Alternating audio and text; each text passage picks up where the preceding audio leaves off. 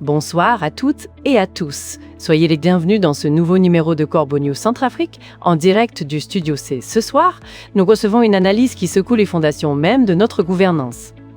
Je suis avec Gisèle Moloma, notre journaliste d'investigation. Bonsoir Gisèle, alors qu'est-ce qui bouillonne sur la scène politique aujourd'hui ? Bonsoir Adèle, c'est le moins qu'on puisse dire, ça chauffe. On a une sortie d'Élysée Nguimale, le coordonnateur de l'Observatoire pour la gouvernance démocratique en Centrafrique, l'OGD, qui est d'une franchise, disons, rare. Il ne mâche pas ses mots, et sa critique de la classe politique actuelle est pour le moins cinglante. Il l'affirme sans détour. Les autorités issues des élections n'ont pas la capacité intellectuelle suffisante pour tenir un appareil étatique. Tiens donc, ça, c'est une déclaration qui risque de faire du bruit. Manque de capacité intellectuelle, on est loin des compliments habituels. Alors, Gisèle, sur quelle radio a-t-il lâché cette bombe et qui vise-t-il exactement avec cette charge ? Il s'est exprimé dans l'émission Patara sur Radio Ndekuluka, Adèle, et il pointe du doigt sans hésitation la classe politique au pouvoir. C'est une critique d'une force inattendue. Nguimale ne s'arrête pas là. Il évoque aussi la situation à Boali, où les dirigeants ont beaucoup de mal à remettre de l'ordre. À Boali, un point sensible. On sait que les provinces du pays connaissent depuis des mois des violences constantes et des enlèvements. Des familles ont dû fuir ces zones pour échapper aux exactions. Et l'État central, comme souvent, n'a fourni aucune réponse durable.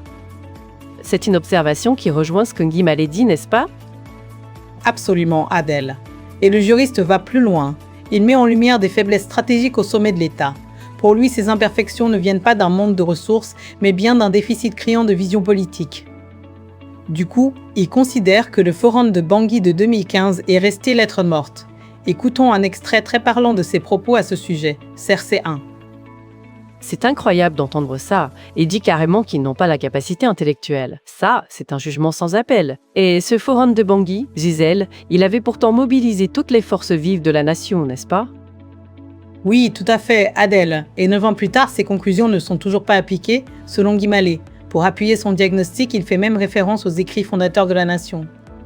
Il rappelle que le père de l'indépendance, Barthélemy Boganda, avait établi 4 conditions pour bâtir un État moderne dans son livre « La voie du progrès » en 1950.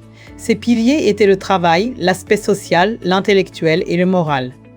Et là, Nguimale affirme que le pouvoir actuel s'est complètement éloigné de ses principes fondateurs. Il met particulièrement en cause l'absence de travail réel au sommet de l'État. L'absence de travail réel, ça, c'est une accusation grave. On se souvient des images de l'empereur Faustin, archange Touadéra, et de son gouvernement souvent dansant. Est-ce que Nguimale fait référence à ça ? Précisément, Adèle. C'est une image qui est revenue à plusieurs reprises dans son discours. Pour lui, elle illustre parfaitement le décalage entre les priorités affichées et la réalité du terrain. Écoutez ce qu'il a déclaré, Serres à deux. Alors là, Gisèle, la question est posée sans détour. Est-ce que c'est ça, travailler ? C'est une kick directe à la manière dont l'empereur Faustin gère le pays. Mais au-delà de ces observations, Nguimale propose-t-il une explication à cette situation ou se contente-t-il de dénoncer ? Il va au-delà de la simple dénonciation. Adèle, il rejette catégoriquement les explications officielles qui parlent de mains invisibles ou de conspiration extérieure. Pour lui, l'effondrement sécuritaire est dû à un vide de leadership assumé. Il insiste sur le fait que ce discours du complot sert surtout à éviter tout examen des responsabilités internes. Il attribue la cause directe du drame national à la gouvernance elle-même. Il dit même que l'État centrafricain est en train de s'éteindre en tant que projet politique.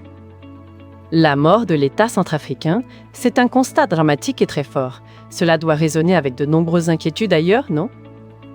Exactement, Adèle. Ce constat rejoint les préoccupations exprimées par d'autres acteurs de la société civile. Mais pour l'instant, aucune réaction officielle n'a été enregistrée depuis la diffusion de l'émission. Écoutons sa conclusion, Serres 3. Un constat terrible. L'État centrafricain est déjà mort ou en train de mourir. C'est une déclaration qui doit nous faire réfléchir. Merci beaucoup Gisèle pour cette analyse percutante. C'était un plaisir, Adèle. Et pour nos auditeurs, Corbeau News Centrafrique, le site d'information crédible de la RACA, est accessible 24h24. Pour toute information ou alerte, contactez-nous via WhatsApp et Telegram au +20 36 75 52 17 ben 75 54 13 et 3 36 75 15 13. N'hésitez pas à nous envoyer vos témoignages. Bonne soirée à toutes et à tous. Merci Gisèle Moloma. C'était Alain Zilo, notre directeur de publication, qui a supervisé cet article. Restez connectés sur Corbeau News Centrafrique pour une information libre et indépendante. Très bonne soirée à tous.